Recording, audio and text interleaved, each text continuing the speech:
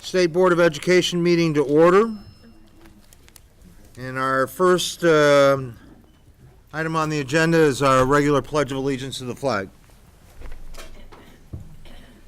I pledge allegiance to the flag of the United States of America and to the republic for which it stands, one nation, under God, indivisible, with liberty and justice for all. Thank you all for coming today. If you have not already signed up, there's a sign-up sheet over on the table in the back to my right. Please sign up. Are there members of the public that wish to be heard today? Not seeing any, we will move on to the next agenda item. Updates and board announcements. John Marie. So, I'm hoping under one of my updates for the standards board that Rebecca will cover that in briefly in her report. We did all get the copy of the press release on the relicensing process and what had happened at the standards board last week. Oh, and Marta's here too, so I'm sure that'll come up under the reports. I also was at NASB 2 weeks ago for the Ed Policy Forum, and what I'd like to do is I'm going to go over the topics that were there. A lot of them we touch on. A lot of it had to do with state board policy role, and what I'd like to do is have Rebecca take this list and not necessarily make any comments one way or the other on this, but to have us maybe know what's going on in these areas. But the national discussion was for universal preschool, which, as you know, we support, and certainly Governor Shumlin has been advocating for.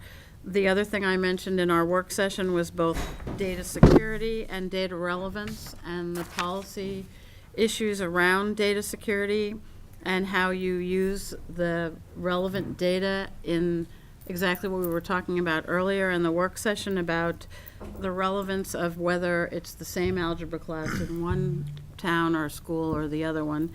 One of the things that I found that was a little more sort of out of my scope and really not aware of was the special ed outcomes movement that the secretary, I think his name is Yoden, for special ed is actually, I think he's from Vermont, which someone told me afterwards.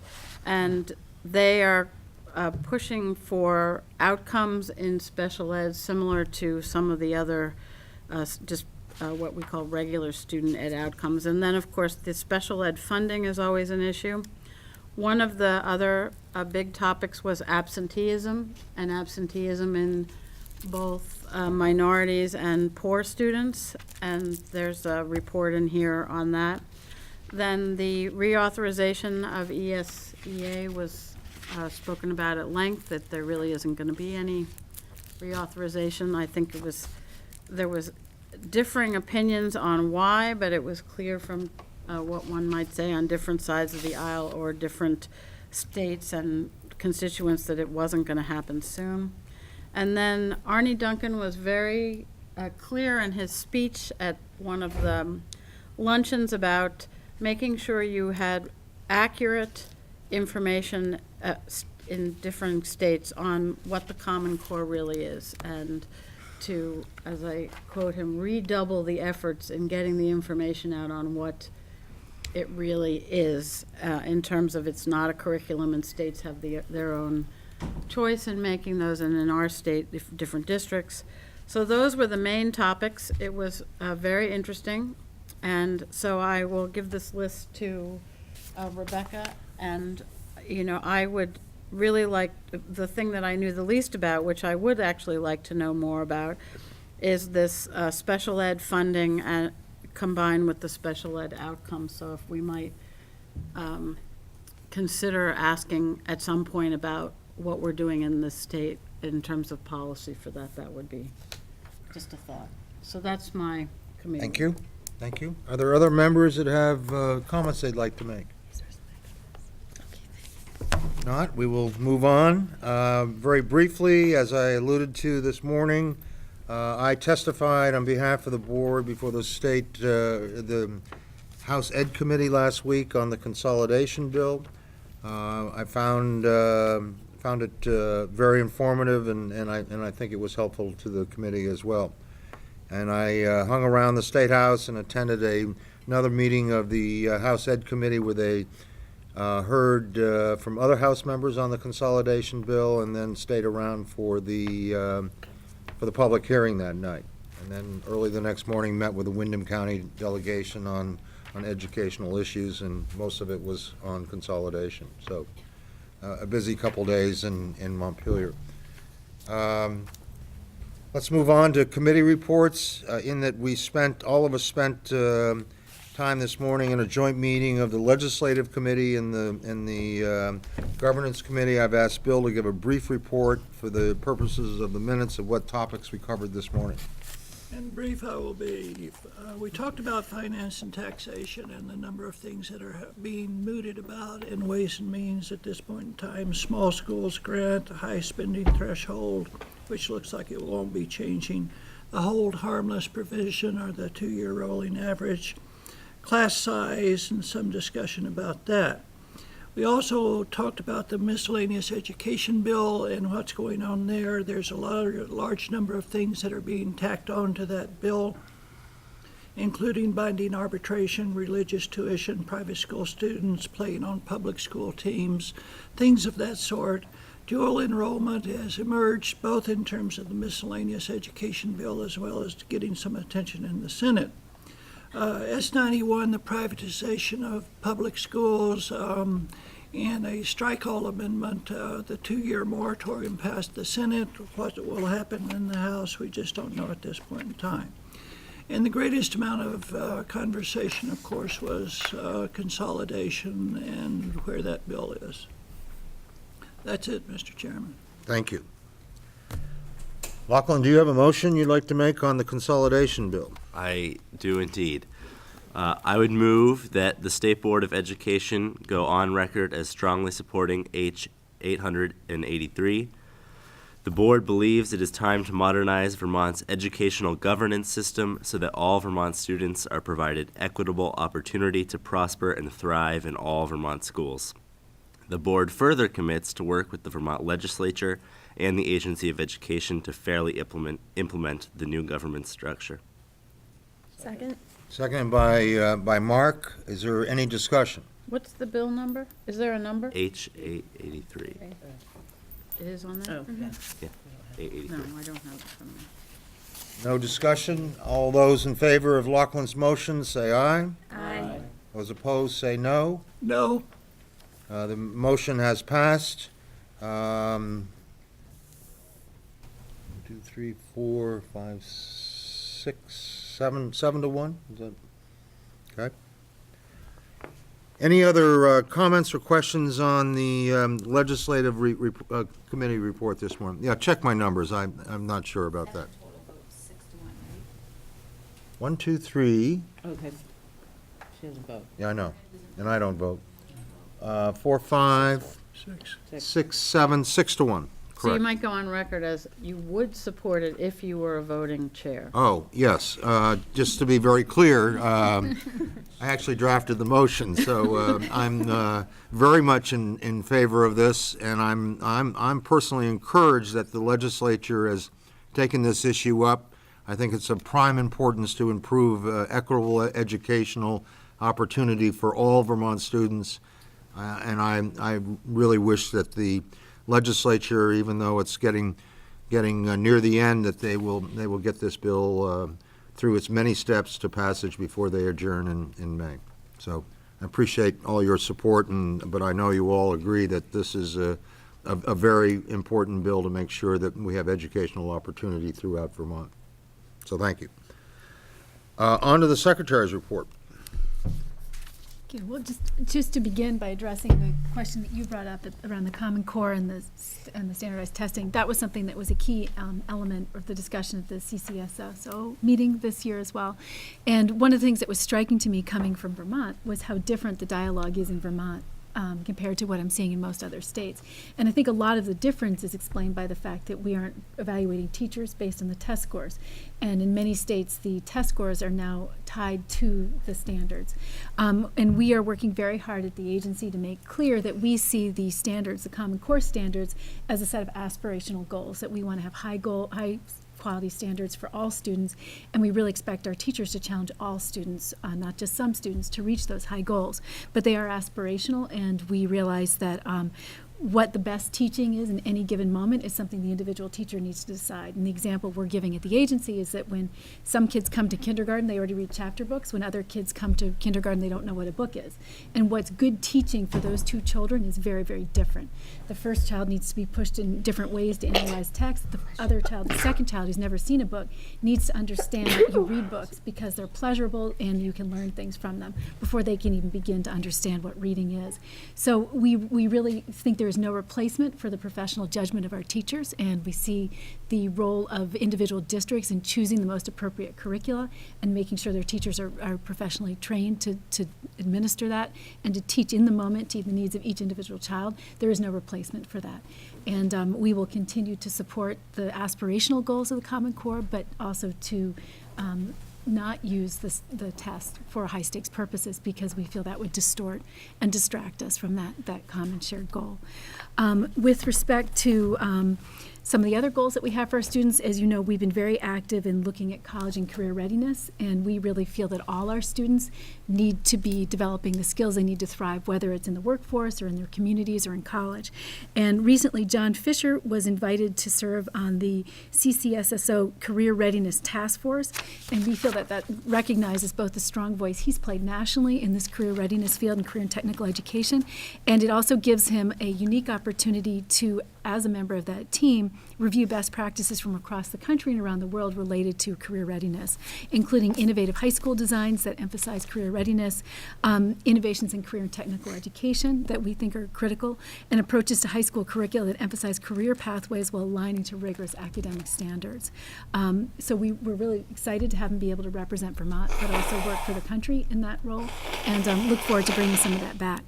To pick up on that, I'll be traveling to the North Country Career and Technical Center this Thursday, and invite any of you who would like to join me there. And part of the purpose of this trip is to really highlight what we feel is the critical role of career and technical education in Vermont in challenging all students to aspire to the same high academic standards, but to do so in an applied context, because for many students that's the most appropriate way to learn.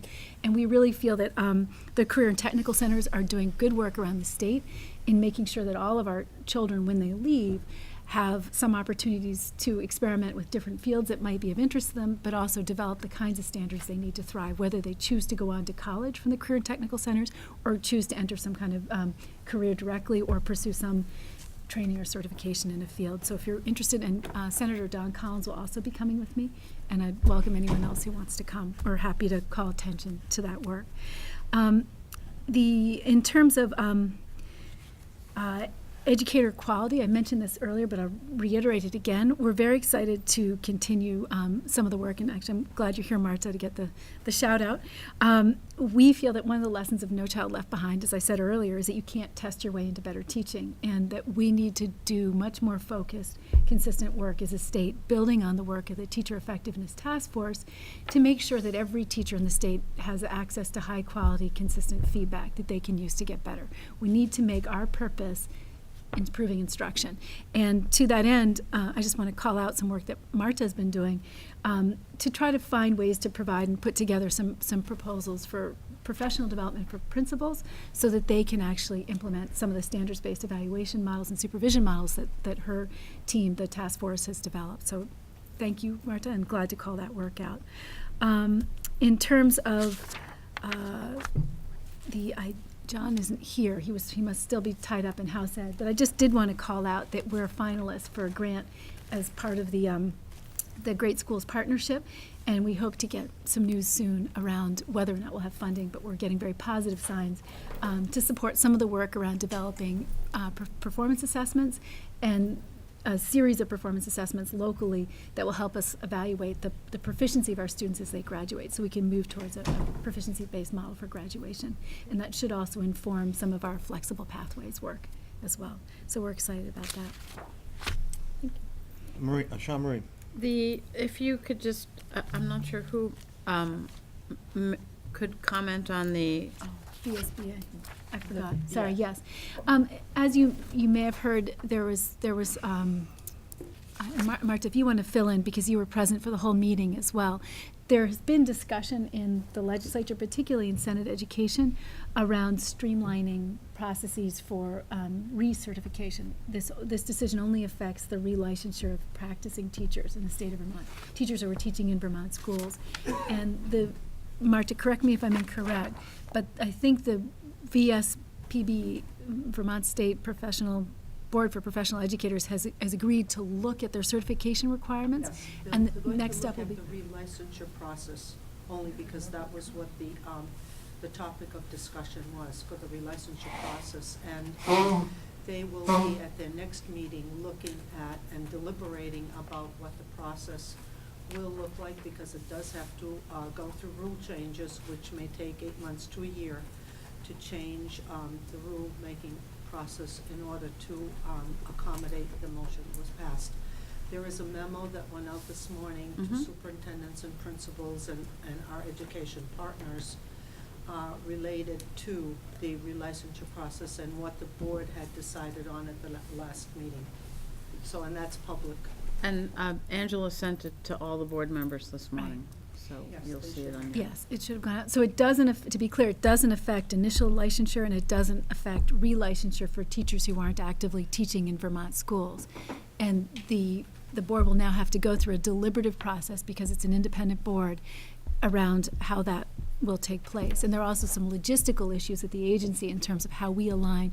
We do the licensing for that process, so in terms of how we actually do the licensing. So there will be a time lag. And As even before it goes to rulemaking, I know that the board will be very carefully looking at what it is exactly that the rulemaking needs to look like. And there will be an opportunity for public comment as well during the rulemaking process. And I know that the board will be looking at any public comments that will be available prior to, and helping them in their deliberation. So if anyone has public comments that they want to address, please do address them to the board. And separately from this, the board also will be working with the agency and collaborating on a number of initiatives, including looking at criteria by which we'll evaluate whether districts are, the processes that they have in place for supervision and providing feedback to teachers are robust and really serve the intent of the standards that are laid out for teachers, or whether they really need to be looking at adopting the model developed by the agency's task force for effective teachers. So that they'll be collaborating with that, and we hope that they'll also be collaborating with us on other work around educator quality, specifically the education review teams that we discussed this morning. It's a very complex issue, and to the extent that the main objective for all of us is to do what's best for kids. Krista? Just some clarification, because I know I got inundated, and I'm sure you have too. Just that the people that are in the middle of going through the relicensure process, that process has not changed, and that this is a whole nother year. And so what about people for next year? And if their license is up next year, should they plan on the old rules? Or I know that that's where the anxiety has been. Is this the agenda item that's coming up later, or is this? No, it's different. Yeah. I think the intent, we don't speak for the board. There is a process, and it's a defined process because they're a public board that they have to go through. Anyone who is up for relicensure this year is operating under the current system.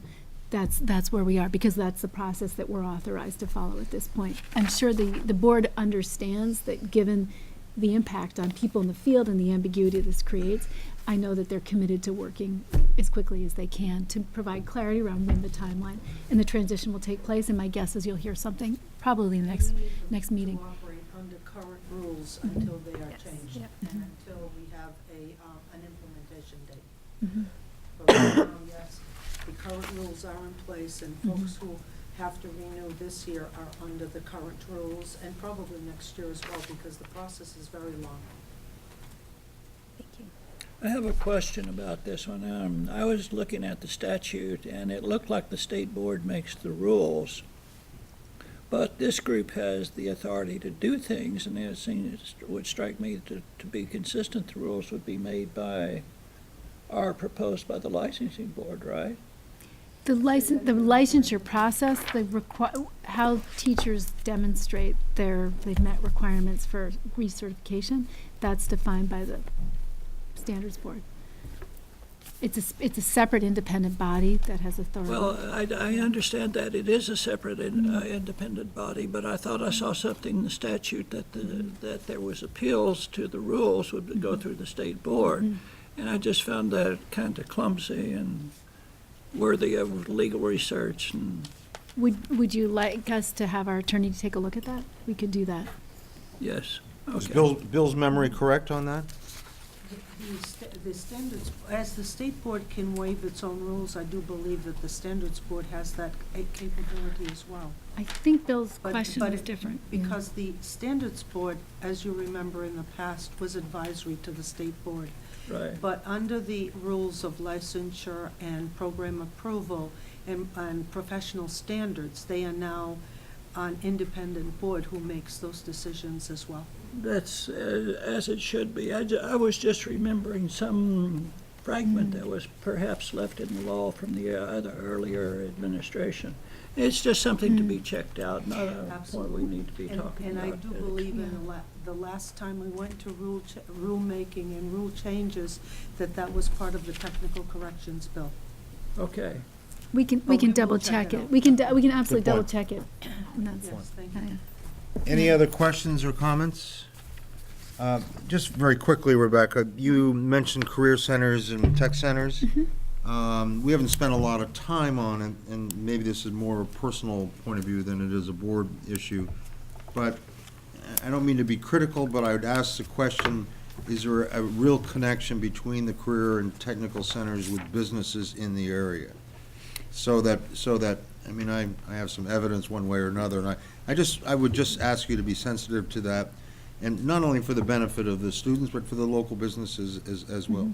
So, And my guess is that every program is different. I think there are, and maybe what might make sense is actually to have our career and technical education team come and speak to the board so that you can become more conscious of the work they're doing. that would be great Okay. at some point. Thank you.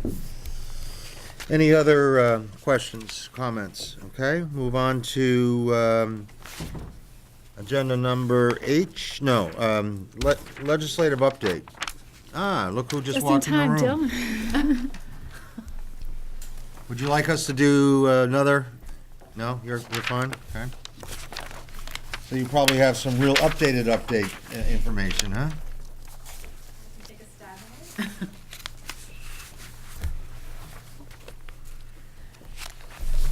I catch my breath.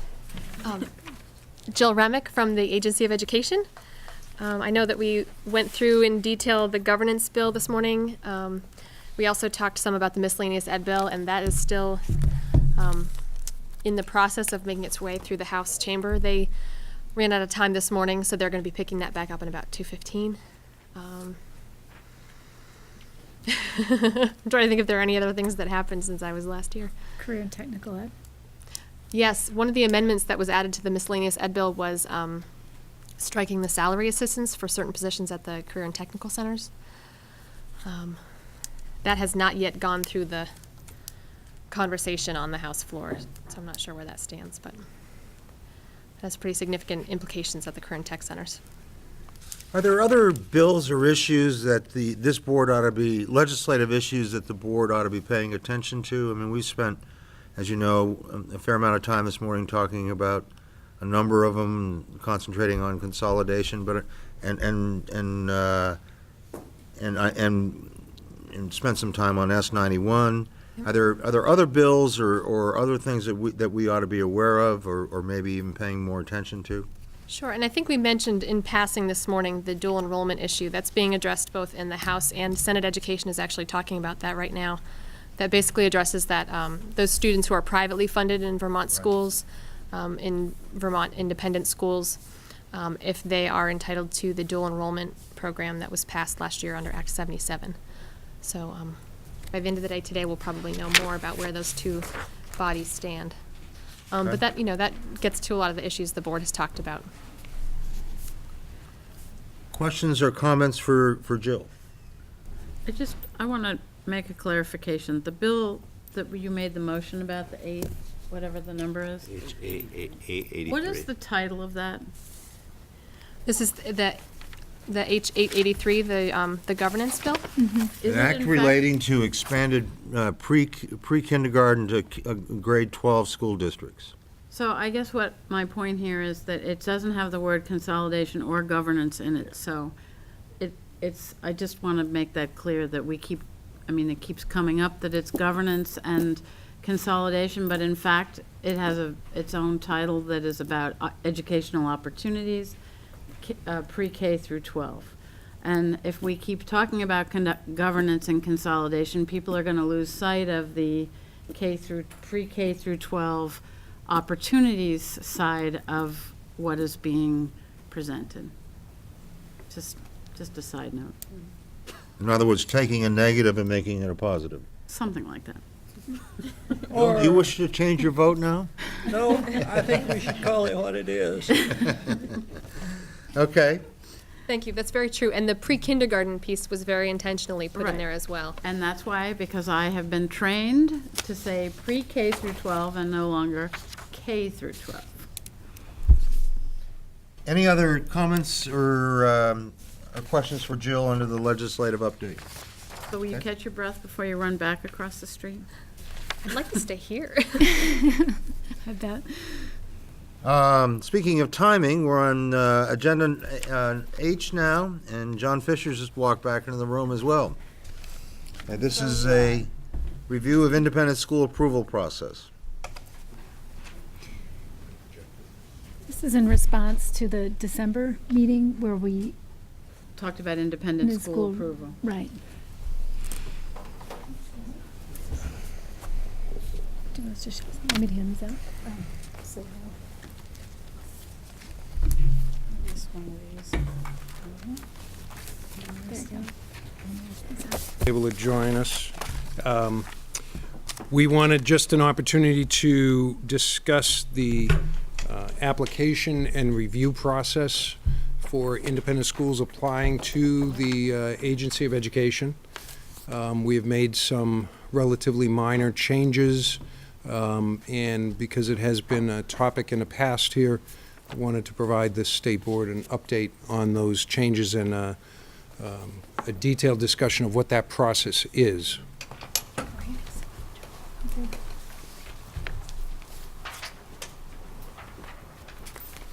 So we have handed out to you a copy of the PowerPoint presentation, as well as a narrative review of what the review process is. And Deb Quackenbush, the director of the General Supervision and Monitoring Division, is here to walk us through that, and then we'll take questions and answers as we go, and add commentary as we go through the presentation here. Thank you. Okay, so here's our authority. I think you're pretty familiar with this. Just wanted to make sure it got in here. Next slide. So our application process ensures that independent schools meet the State Board of Education rules. And we have enhanced our process by adding staff. We'll get to that in the next slide. I'm not sure you can see that, but you can probably see it in your handout. So I may read it for the audience. So an interested party applies. They submit an application. We review the application, and then we acknowledge that it is complete.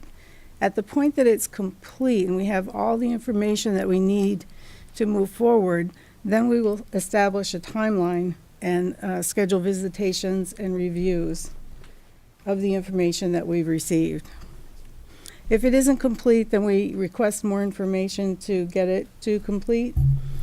And when the applicant provides that information, then we begin the timeline.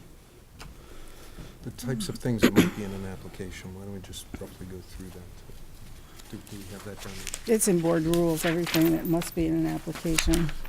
Yeah, and we do have more of that in the presentation. The data is collected and reviewed by the AOE, and this is always happened, but this is an area where we've enhanced the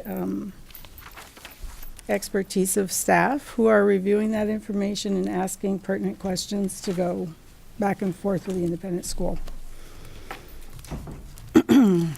You can skip the next slide with a timeline, because I've already talked about that.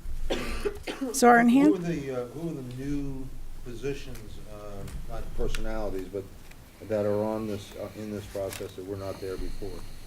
Well, we are using in-house expertise. We have people who have expertise in risk management who came to us with that expertise. We have people in our financial division that obviously have financial expertise, and we've been, we've added them to this review process. And we've dedicated extra time from special education to the review process. We've always used special educators for reviewing independent schools, but now we're dedicating a person to sort of oversee that process and to have some continuity. So, Stephen? Yes. So, just for instance, in 2226.11, the school has the financial capacity to carry out its educational purpose for the period of approval. So that, to me, is risk assessment and financial understanding of what their budget may be presented, where they may get the money, and how that plays out, is, I think, directly what you're speaking to, correct? Yes. Or similar to that particular section of the rule? The team has been created to be more robust, particularly in those newer areas. Okay. To look at risk management, to look at the financial standing of an applicant, and to really ask the questions about the future viability. Very, very similar to a third-party accreditation visit that would look at a public or private institution. I think that's excellent. I think that it basically enhances the rules that we have in place Right. to make sure that you have the right person looking at what that is. Yep. So once we've received that complete application, we review. And we review any independent school that seeks approval or renewal. So in a review process, the team goes through that, all of the material in the application, the risk management and financial review, site visit when appropriate or necessary, and then Deb, as the division director, would receive that recommendation. We would have a dialogue about that internally, formulate a recommendation for you as the state board, and then be presented on a discussion vote agenda item before you. And you will see that all outlined also in the narrative process, because it details. So when How it you works. talk about a review process, forget for a moment the law might change. This is a system that you would use for a new independent school that might apply, or the renewal of the license for 5 years that someone that might come in. This is the process you would use in both instances. Yes. They're the state board rules. I mean, they're written right into the Yes. rules. I know them by heart.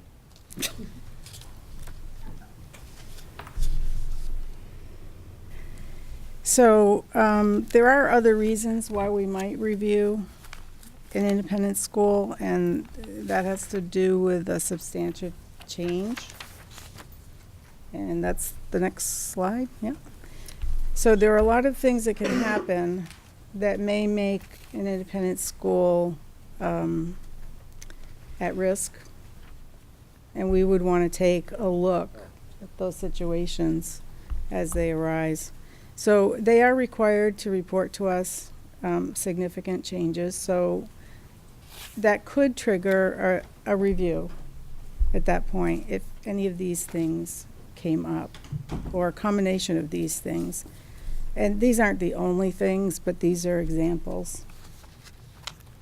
So this is allowing for substantive changes that might occur through the normal operations or exchanges within an institution once approved, and just need to be brought to the agency's attention could trigger an on-site review, could trigger request for more information. You see some examples there, but certainly a change in financial status would put us back through a financial review and risk management review again. A change in location or facilities would likely warrant a visit from us to make sure that those facilities are up to par with the original approval of the institution when that came about. A change in disability category would require us to review if they are able to serve that category of student. So it's the same. Yes, questions?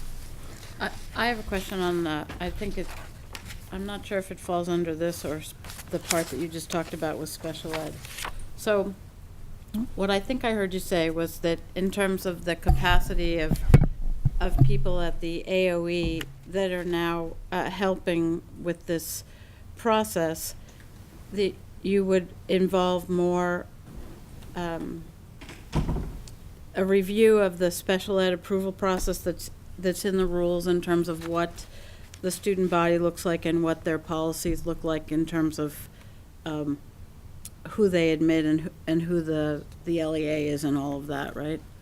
So I guess what I'm asking is you would do a review of the students that they were proposed to have in the school, as well as, I mean, there's a separate part of the application that calls for special ed. I mean, they could apply for no special ed. Exactly. Or they could apply for. So then do you follow up in your process here when you say reasons to review if the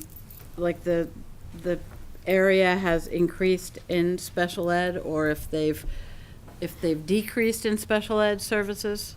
Or do people ever ask to renege their special ed? They can. Under our current law, they don't have to serve students with disabilities.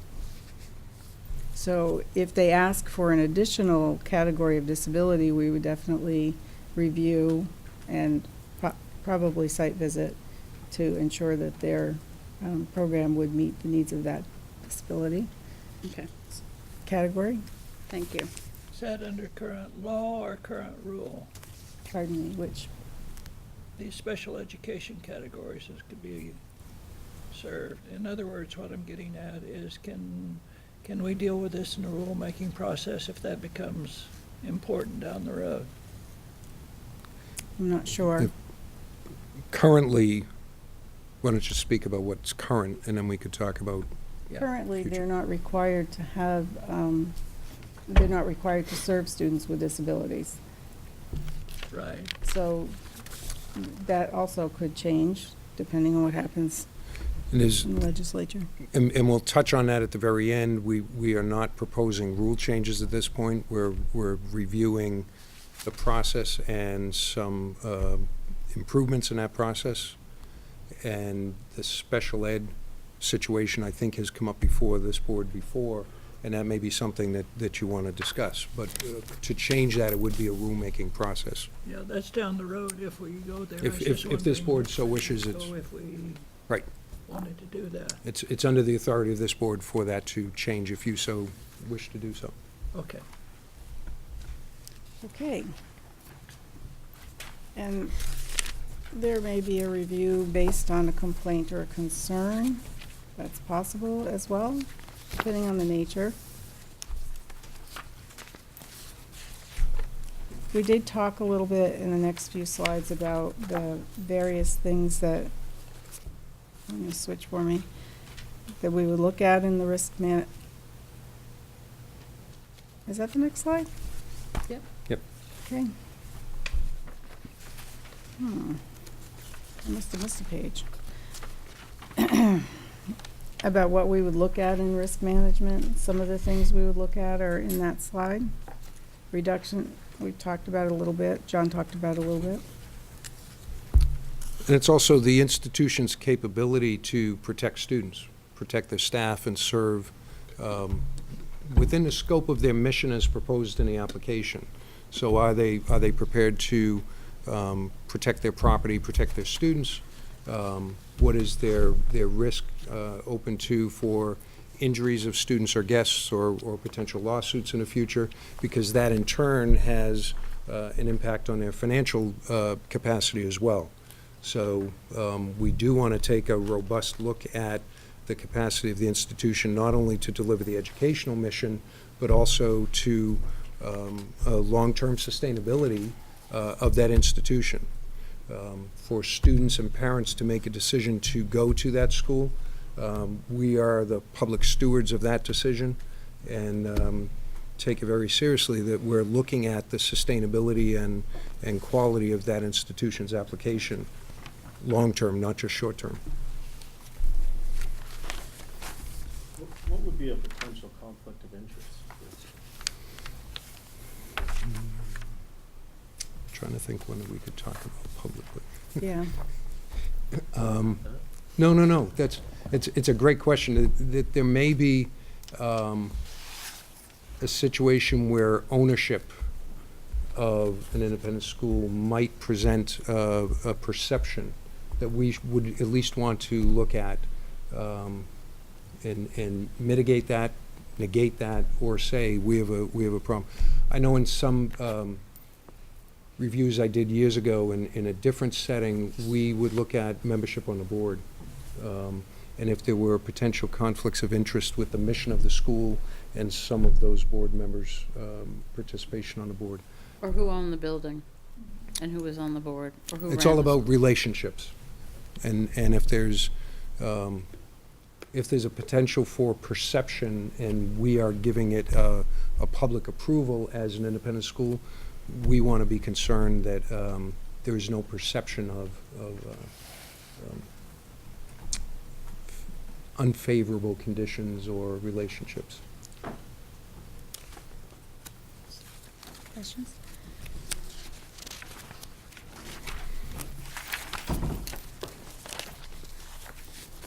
So again, we have collected financial information from our independent schools, and we have reviewed that, but we are increasing the expertise of the team to look at that information and to ask pertinent questions should there be a need, which I'm assuming there usually is some back and forth. And we would expect that material would be submitted in regularly acceptable public accounting or certified accounting reports.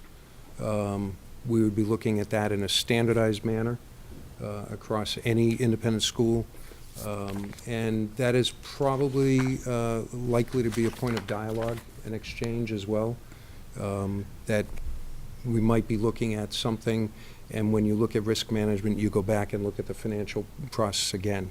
So that's the iteration that when we try and put a timeline on these things, it all depends on the site visit, the financial review, the risk management, whether there's a complaint or concern, any past issues that might come up. And so it's tough to put a timeline when we talk about that. We're going to do a thorough review until we feel comfortable with the decision, whether that's to approve or not to approve. In the financial areas, we would utilize certainly the folks in the agency's financial area who have the expertise in that. If necessary, we will ask the applicant to step out and provide other information, and that's a part of the cost of doing business in that application process. But it could be an iterative process and a dialogue before, during, and after the visit. So this is where the timing of how quick, we've had questions in the past of how quick could I get approved? It depends on the approvability of that application. And each of these points might go along very smoothly, might raise other deeper questions. Not that there's necessarily any negative issues there, but we have the responsibility to look into that in a very deep way before that approval is given. So I appreciate what you're saying, John. In our own rulemaking, it actually is pretty prescribed.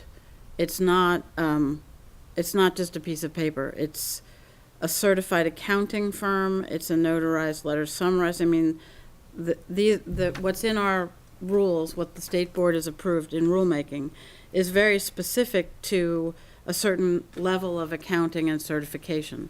So I appreciate that the agency is now going to be looking Right. to make sure that this is the same documentation that we've requested that they look at, and in fact requested if it isn't included Right. in the packet. Thank you. What else we got? We have special education, which we've Right. kind of already talked about. So go ahead. Yeah, I mean, you know that in order to be approved for special education, they first have to be approved for, or they concurrently could be approved for general education, and that the approval can be limited to one or more categories of disability, depending on what services they would like to offer. And I just want to reiterate that they're not required to accept students with special needs. I also wanted to make another point to John's previous point about the timing issue. Sometimes it takes a long time for us to actually get all the information that we need from the independent school for the application to start, which is why there was a big headline about timeline, because they don't always come in complete. And we have to continue to request information until we have everything that we need to review. So I just wanted to make sure that you knew that. I was going to wait till the end to bring this point up, but I think here's probably a good point to bring it up. What you're presenting to us here are some improvements in the process of Yes. looking at renewing and reviewing new applications for independent schools. We all know that there's a bill working its ways through the legislature that would prohibit a current public school from going through this process for 2 years. But this reminds me that if that bill passes, or if it doesn't pass and the 2 years pass, we've got some major work to do on these rules, and we know the rule-making process takes a while to look at that process. One of the things, I'm not going to mention the name of the town, but one of the things that a previous board learned is that the existing rules that are on the books now really don't address the situation of taking a public school into an independent school. And it really comes out in this area of special education. Because the rules say that, independent schools do not have to offer special education. Well, if you're going to close a public school, somehow the rules need to allow where those special ed students are going to get addressed. So I'm premature bringing it up now, but at some point, we're going to have to go through this same process in more detail if the public policy is that we want to continue allowing public schools going independent. And that's an excellent point. And notwithstanding the statutory change, this process is well within your rules, but you raise a point down the road that if the board so chooses, we would be glad to look at draft language moving forward of how to mitigate that situation or at least be prepared for it. And it's more than just special ed. I Yes. mean, the rules were clearly, in my opinion, clearly written for someone to create a wonderful independent school. Pre-existing, right. But they did not envision the fact that a public school might go independent. Right. If Question on that. John, Bill? S91, as I understand it, basically was a strike-all which said moratorium for 2 years. But what is supposed to happen during those 2 years? Does it specify that the legislature is supposed to study and do these issues, or the state board is supposed to, or both of us supposed to do that? I don't know. Joe could, Do you know the answer? It directs the Secretary of Education to research and study and bring back to the legislature recommendations. Okay, to specific the in- legislature, which could also be recommendations for rule changes as well as legislative changes, I would think. But I Yes. agree with the chairman that this is an issue we can't forget about. And Perry, would you get that on the record that the member, Mr. Mathis, agreed with the chairman at one point during the meeting? Thank you. Only this once. Sorry to interrupt, go ahead. No, not at all. We felt that this was going to be an issue, and Deb and her staff have discussed this at length. Regardless of statutory change, I know this board has discussed special ed services for independent schools. And as you get deeper into it, I think you saw from your own discussions, this is not a simple issue. There are independent schools that serve no special ed students, and there are some that serve one or more categories of special ed students and do it very, very well. So there is no simple language that could just be inserted into this, and, you know, we'd be glad to look into what some of that draft language would be, because it does get very complicated. When we look at it, the early discussions we've had internally has been what's in the best interest of the students, and I think that's the approach we have to start with. I think it might be worth just mentioning that we've had a conversation yesterday, and we will have follow-up conversations to also look at special ed in independent schools. So we have independent schools who've reached out to us in terms of how do we make it easier to provide special education services, and I think that there's work to do, including some possible conflicts in current rules that we could address in a subsequent meeting that would help actually make it easier for different schools to provide the full range of services. Great. And just one other area that that comes to mind is the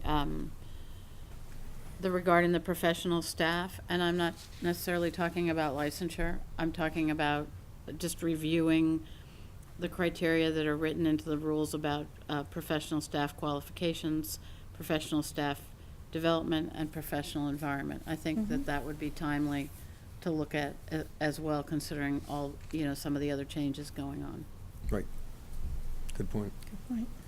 The other thing we could look at is whether the education quality reviews could serve the purpose of a public school approval review, and that someone could opt into that, and that might change the way some of the, you know, certainly TA functions differently because it has public school approval than do some of the other independent, and that might also change the way we interact with some schools.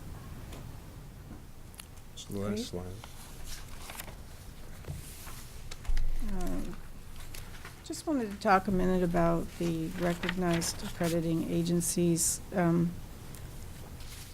We're currently looking at how our improved review process matches with just, you know, accepting the accrediting agency's approval, and we're intending to do our own review for those situations where someone has perhaps NEASC approval or Mid-Atlantic Association of Colleges and Schools, because we're not clear that it's equal and as robust as what we're going to do.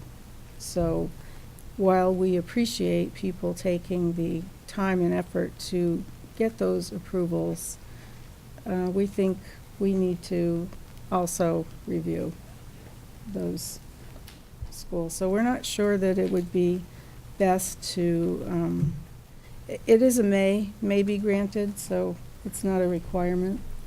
So we can do our own review as well. And that's what we intend to do. I think there are a number of points that's right. So it does say may? Yes. It's Yes. not, Approval may be granted that have a regional or third-party accreditation. When we look at our some people look at it as. implementation steps that we've just outlined here and what's existing in current rule, we just don't want to say accreditation suffices, that we still feel that we should go in and take a look at the risk management, the financial, potential special ed request, facilities and all that. And these accreditation teams do that as well. But I think we, according to the rule, it is an option that we could use that in lieu of, and we are leaning towards we would do our review as well. Certainly supplements and helps. I guess what's misleading about that section, I mean, not your written word, but the the rulemaking is it's the 2223 title is actually called reciprocity. And I think in some people's minds, when you see the word reciprocity, you're assuming, and I'm just saying you should never assume, but I think one connects the word reciprocity with the language that says may be Maybe. approved if you have these, because it kind of lends itself to those exchange. So that's why I had to go back and look, because I So- remember people saying they could just be through NIA or what the other one. Thank you. Other questions or comments? Thank you very much. Thank you. I'm sure we'll see you again on this at No some doubt. point. Looking forward to it. All right. So since I know Stephen doesn't want me to say much, but I just want to thank you because I really, he could probably pin this on me if he wanted to, for wanting to review this, right? Well, they made reference to going back to December, and if you think I can remember anything that happened in December, then you're safe. Okay. Okay, you ready? Let's go to agenda item I, national accreditation. John, are you back on?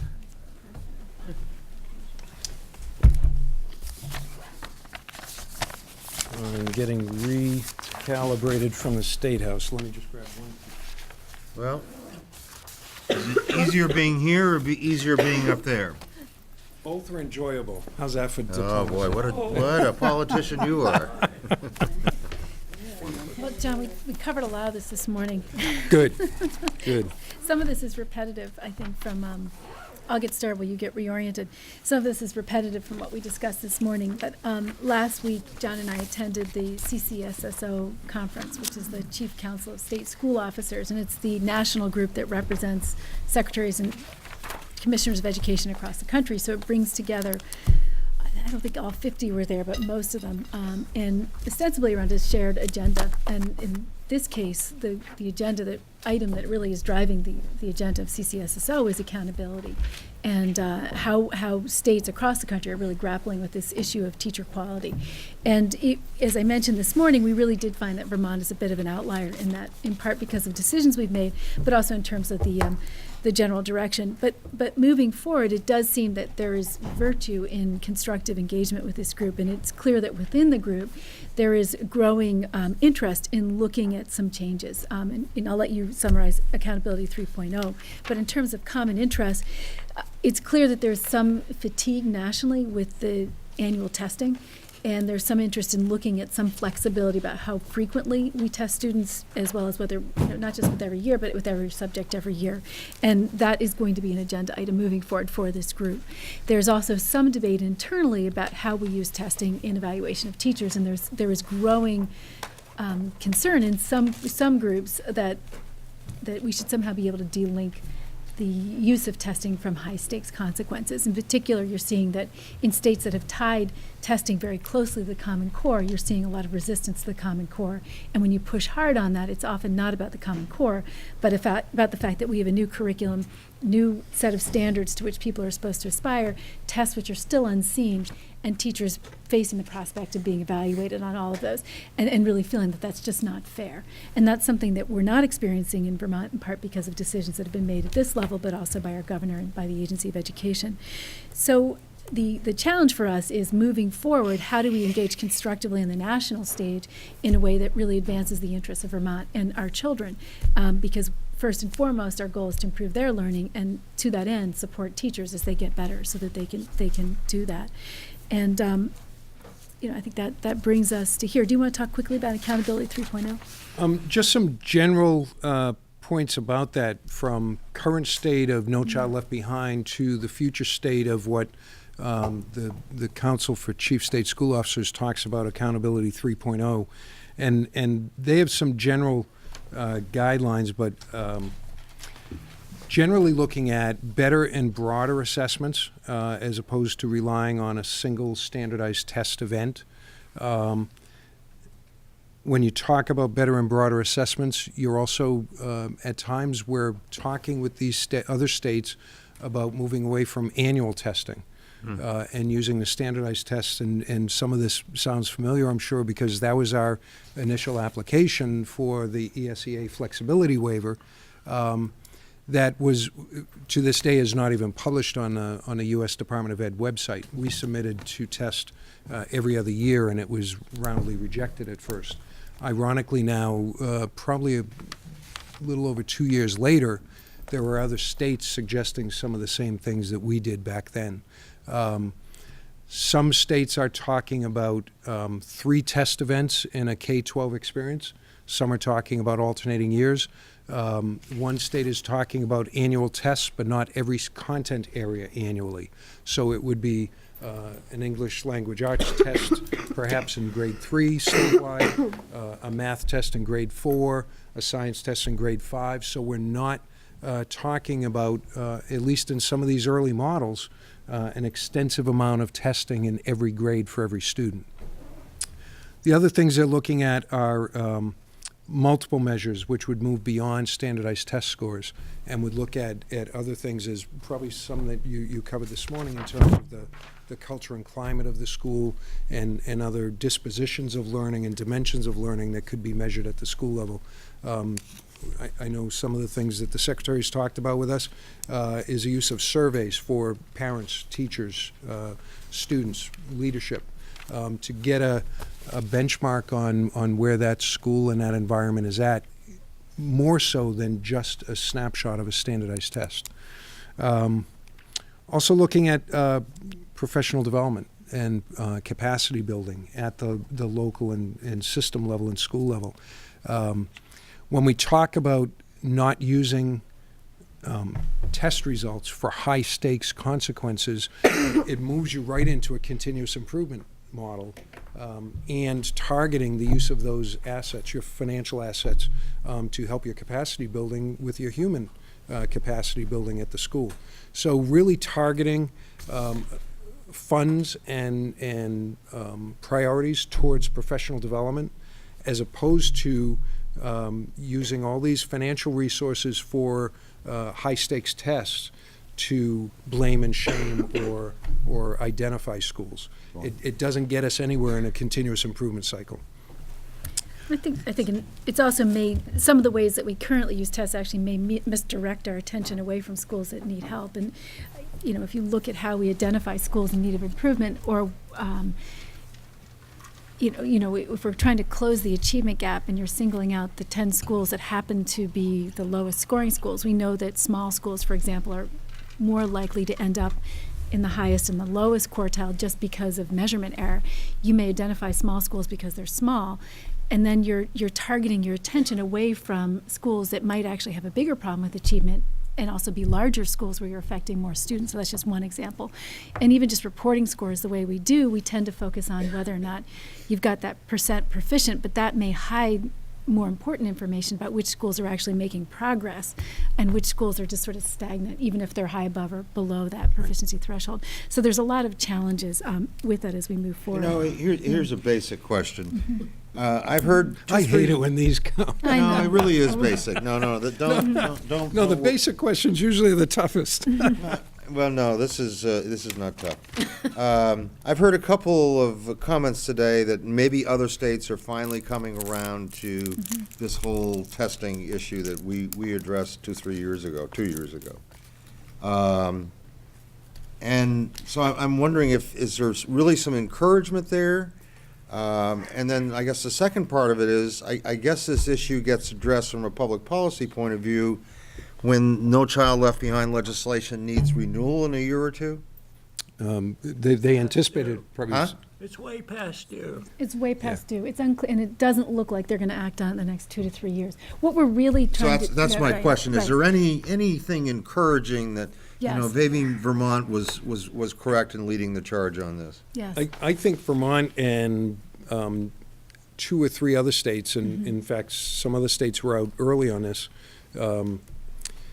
looking at proficiency-based systems, and we addressed it within our education quality standards, within Act 77. That's, I believe in, when we go back and look at the history, I think that was one of the big leverage points. And Dr. Mathis and other members on the board have made this point a number of times, that when you move to a flexible learning environment, you can't be restricted into a rigid accountability system. So it did open that whole discussion, which we tried bringing forward in the waiver application years ago. What does that flexible accountability system look like?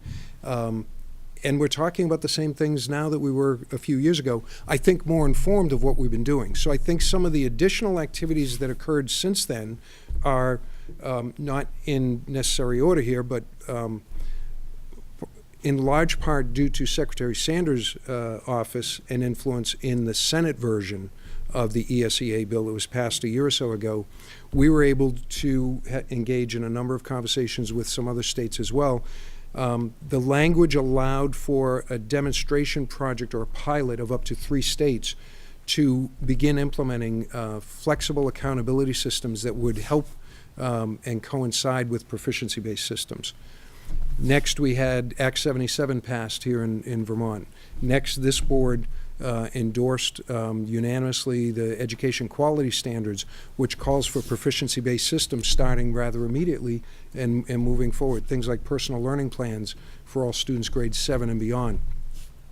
The other thing that occurred is it grew from 3 or 4 states, 5 New England states, in particular, talking about proficiency-based systems as part of our New England Secondary School Consortia, that now there's 12 to 14 states that are talking about this across the country. So I think we got some attention now of a good number of states that are moving towards proficiency and flexible learning environments for students, which causes federal policy to go through some soul searching here about what does that look like. I think further we are very optimistic. I don't know if you talked about the possibility with Gates. I didn't, it's not public yet. Right, we're hoping that we have a good chance to do some work with the 5 New England states and working with flexible learning environments on a large scale level that over a 5-year period will bring proficiency-based education to 480 high schools. We're optimistic on that. We will await an announcement in April. I think as soon as we start talking about that number of states working on proficiency-based systems and similar flexible accountability systems of multiple measures, that's why you see at the meeting we were at last week that at the national level these models are being talked about and framed out and talking about not only different uses of tests that the Secretary has been clear on, but also flexibility of when that test occurs. We're removing the boundaries of grade levels and allowing for appropriate assessment at the time when the student is ready Will this take some time? for that to occur. So we don't need a break? Any other questions of John? Perhaps a comment, and I'd like to check my reality against yours here on this topic, is I see the House version as giving more authority to states and districts than the Senate version, and I'm seeing the administration is shifting to accommodate the House strategy. So when they're talking about principles of turnaround rather than specifying the models. That strikes me as a little bit of latitude that we weren't seeing before. Does your perception line up with that, or do you see something different? Yes, specifically in California, we spent a lot of time talking with representatives from California where they've begun outlining performance assessments that will coincide with the standardized test environment at the state level that will be the framework for an accountability system, but also moving some of the determination of what that accountability system looks like out to the local district level, so that districts can begin selecting from multiple measures or local assessments or other robust accountability and public assurance. I think those two terms go hand in hand, but refer to different things. But public assurance models that show that the investment in education is working, that students are learning as we expect they would, and drilling down and looking at how that learning occurs, and when it isn't occurring, how we can support and continue to improve that learning. So California, among others, has looked at how moving the determination of certain aspects of that accountability system would move out to the local and district level. I think there's two big changes, sea changes that are taking place, and I think one of them is that the technology, if you will, around performance assessment is much better than it was. And it's interesting, a lot of the research is actually going back and citing the Vermont Portfolio Project years ago, which was really the first sort of the leading edge in this respect.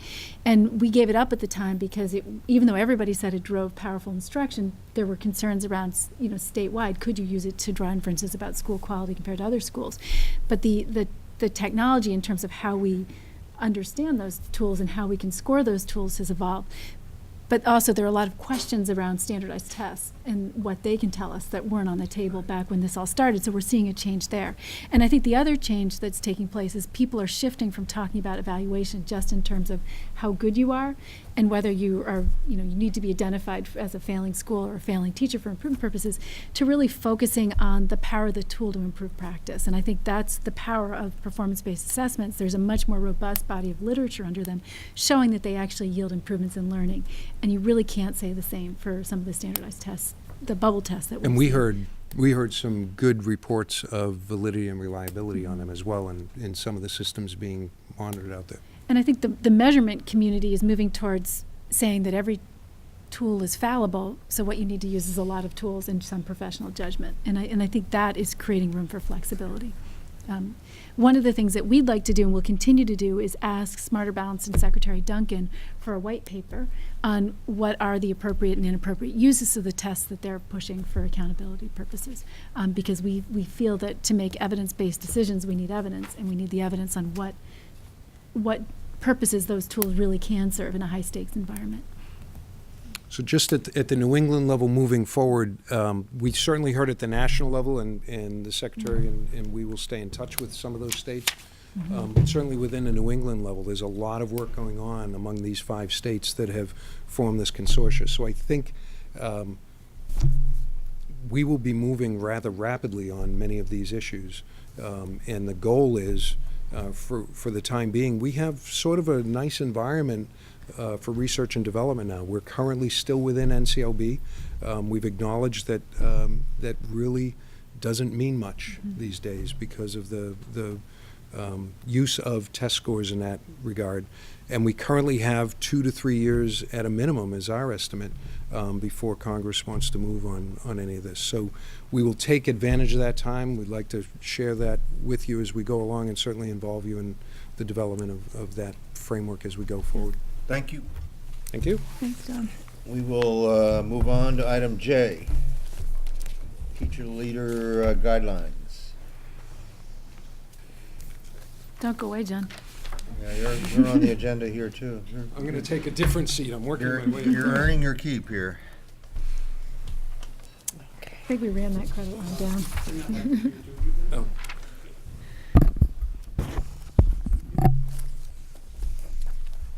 Okay. Thank you for having us come and present to you. Well, actually, it's a request that we're presenting to you. As you recall, some of you were here at the State Board meeting in June of 12 when the task force presented the guidelines for teacher and leader effectiveness. And at that point, we projected that the implementation plan, full implementation plan, would happen in September of 2014. Since that time, the task force has developed a model because there were districts who actually requested that a model be produced because some of them did not have, some districts did not have their own evaluation system in place. So the task force worked and produced the teacher model, which they completed in December. However, part of what the implementation calls for is the training of evaluators, because without training, evaluators need to know what they're actually going in and evaluating teachers on. And it has to be valid, it has to be reliable, and really what basically we're looking for is that teachers receive valuable feedback from their teaching and how to improve their instruction. So therefore, what we're asking today is that the State Board vote to extend the deadline of full implementation of the guidelines from September of 14 to the fall of 2015. And what will happen from the summer of 14 and throughout next year would be the training of evaluators. And we're working now in developing the evaluation training timeline. We have a timeline that we have put together for the next year to train the evaluators. It will be ongoing training, so that in 1 year, it will be training a cohort of evaluators, and then that training would continue on, so that the people who are trained can then be the trainer of other folks to do the evaluation. Because of the capacity that we have at the agency, we can't do it all. So we need to depend on people out in the field. Has someone researched that this extension is allowable under this section of statute as well as Rule 2120.5? There's nothing in there that specifies as a September This- deadline. Right, this is a request to change the motion from 2012 that this board approved to fully implement next fall and move that out a year at the same time. That's allowable under both the... Yes, that Okay. that just simply says Is there a districts motion have from to the have- board? So moved. And been moved and seconded that the State Board vote to extend the deadline for full implementation of the guidelines for teacher and leader effectiveness from September 2014 to the fall of 2015. Is there a second? Second. Mark is seconded. Any discussion? If not, all those in favor say aye. Those opposed say no. I said aye, but I raised my, it's fine. The I'll ayes ask have it. I'll ask it personally. You what? I'll ask it of Marta afterwards. Oh, I'm sorry. Oh, you had a question? Yes, but it's fine. Well, we moved on. Thank you. Thank you very much. Consent agenda. Do we have a small consent agenda? So moved. Oh, can I pull one of the items off the consent agenda? There's You only may. two. There's only two, I know, so it's not the minutes. All right, we'll have a motion on, I'll allow that, and all in favor, is there a motion to approve the minutes of Yes. February 18th? So moved. Made by Sean, by Sean. That's fine. I Sean go- Marie, That's fine. seconded by, I'll second. seconded by Krista. All those in favor say aye. Aye. Those opposed say no. The minutes have been approved from February. So now we are on the last agenda item, which is on the consent agenda. Kathy was here. She's not here now. And she's My gone. guess is John could Okay, speak to so, us as well. I mean, I was just concerned because I went to the website and you can't get on there, and so it's just like, if you want any of the details, go to this website. And then I Google searched it, nothing. John. John? What's this, John? So I just wanted to know more about this. Is this meant for post-secondary? Is this part of? If you can't speak to Plurna, we should bump this to the Electronic next school. meeting and have Kathy here. Or whatever the name of the thing is. So I'll make a motion to table this till the next meeting. Why don't you see if John can answer Wait your a question? minute, no, she's Okay, made I- the motion. Oh, no, I'll and take is it back. Okay. Okay. I was just concerned. I went to go to the website to learn more about this, and then I couldn't find any information. It was a blank screen that you need to log in. So it says go there if you want to learn anything about the courses, who's teaching, I mean, and all that. So I guess there's. I This don't is have the any- recent, on the consent agenda, the approval of the new post-secondary institution. Oh, Plurna. Oh, is that how it's pronounced? And if you can't go to an online school, online, we got a problem. They, when I was part of the initial review of that, and then the team, a team met to review it. It did have a website. One yes. that we could actually review. I mean, that was the thing. I followed the link, then that didn't work. So I Google searched it, got to the same thing, didn't work, wasn't able to access it. And just want to know more, what's the purpose of this accreditation? Is this to allow high school students? Is this to replace classes? Is this for college credit? And really what's offered, and who is it available to? And then just the idea of a lot of students that start online courses don't finish. and that's a huge problem. So even with the financial liability, because it also said to see the tuition and fees, you had to go online, and I wasn't able to access that. If the board is comfortable postponing approval until we see what new website they have, then. It looks just like this. So it need maybe a password for us, so we can actually. Looks like a password to me.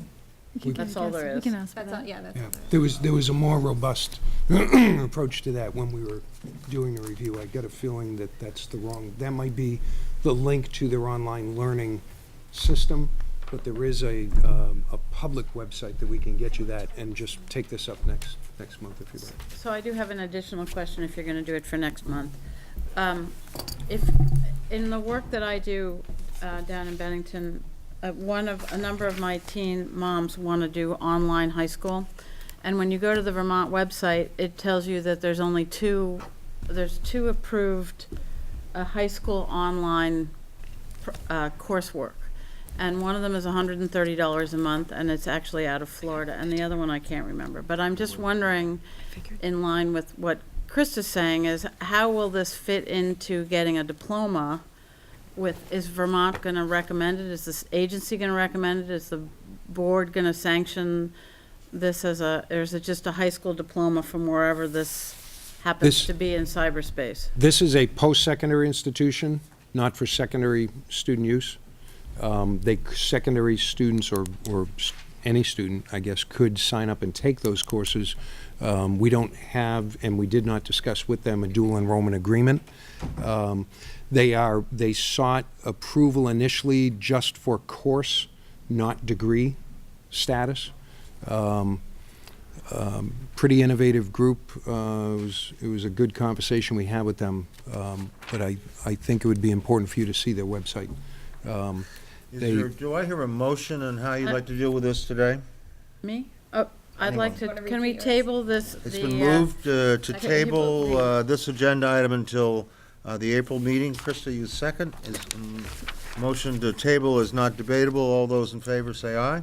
Aye. Those opposed say no. The ayes have it, and the action on agenda item J has been tabled to the April meeting. That completes our bill. I would like to see more information on this outfit. Given what Krista has just said, there's a lot of non-completion, there's a lot of rip-offs in this. Before we approve I it. think you got the point, Bill. What I would suggest is that we adjourn, and in keeping with our tradition, we take a 5-minute break and discuss a little bit about next month's agenda, as well as I'd like to get some input from board members on where and when you'd like to do a board retreat. Okay? So I'd entertain a motion to adjourn. Moved by Mark, seconded by Sean Marie. All those in favor say aye. Aye. Those opposed say no, and the ayes have it, and we are adjourned. We're gonna go to the April. Oh.